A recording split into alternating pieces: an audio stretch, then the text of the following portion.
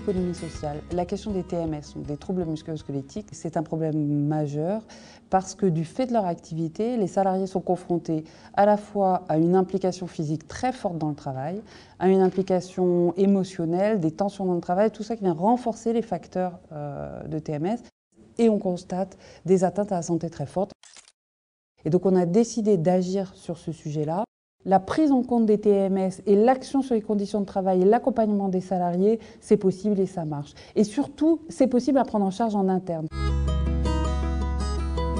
Quand on s'engage dans ce type de démarche, il faut s'en donner les moyens.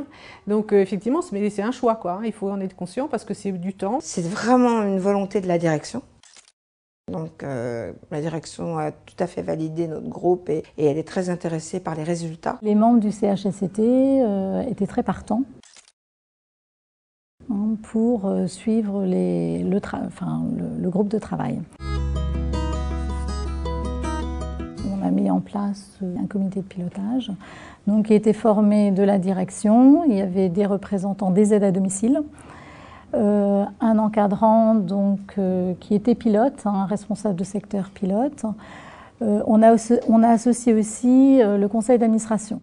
Ce groupe de travail, on a essayé de le constituer en pluriprofessionnel, de façon à avoir un reflet de chaque métier, sur chaque métier des difficultés qu'il rencontrerait sur le domicile. On a automatiquement intégré les délégués du personnel et l'infirmière qui, elle, avait dans ses missions la santé des salariés. C'est important pour moi qu'il y ait des personnes qui soient référentes par rapport au TMS, qu'il y ait des experts entre guillemets, mais il ne faut pas qu'elles soient trop expertes par rapport aux autres, c'est-à-dire qu'il faut veiller toujours à communiquer et associer l'ensemble des salariés. Ce qui est important, c'est de bien préparer, effectivement, de bien cerner les missions des personnes ou du groupe qui va travailler sur les TMS, qui va s'engager dans ces démarches-là.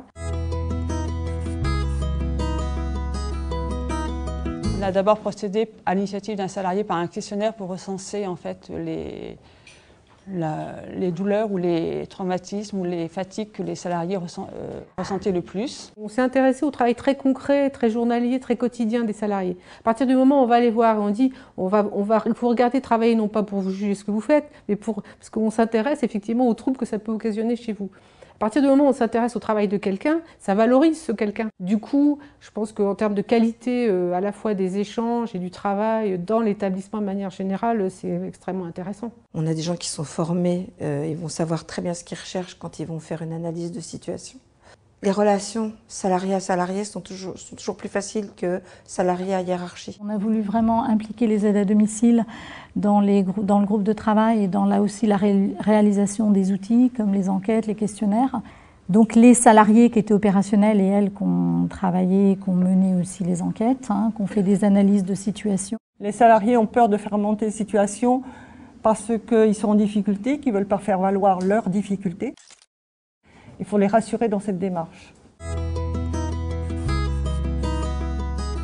80% des réponses elles viennent du terrain, en fait, des gens qui pratiquent sur le terrain. On a pu faire des changements de planning, des aides à domicile qui allaient 3 fois par semaine chez une même personne, 3 fois 2 heures.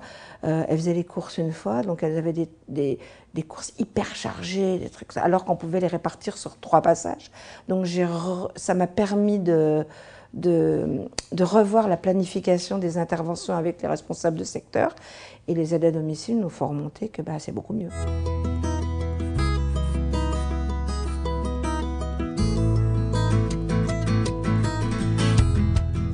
Pour prendre en compte les TMS, il faut vraiment avoir une démarche qui est une démarche pilotée, qui est une démarche partagée, qui est une démarche pilotée qui permet de comprendre, et ça c'est vraiment la dimension prévention du projet, de comprendre comment le travail fait que des salariés se confrontent à des risques pour la santé, et puis qui doit être une démarche aussi qui permet de repérer les problèmes de santé qui surviennent chez les salariés pour accompagner des démarches qui sont à la fois des démarches d'aménagement du travail et éventuellement des démarches d'évolution pour le salarié pour à terme se sortir de la situation s'il ne peut plus la prendre en charge.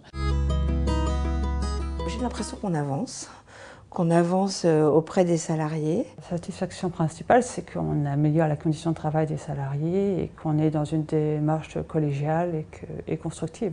Je pense qu'effectivement, plus les moyens qu'on va mettre en place, ce qu'on va améliorer en termes, effectivement, pour les salariés en termes de TMS, forcément, ça a aussi des effets sur les résidents, c'est évident. Donc sur la qualité de l'accompagnement et de la prise en charge, évidemment. Donc ça, c'est aussi extrêmement intéressant.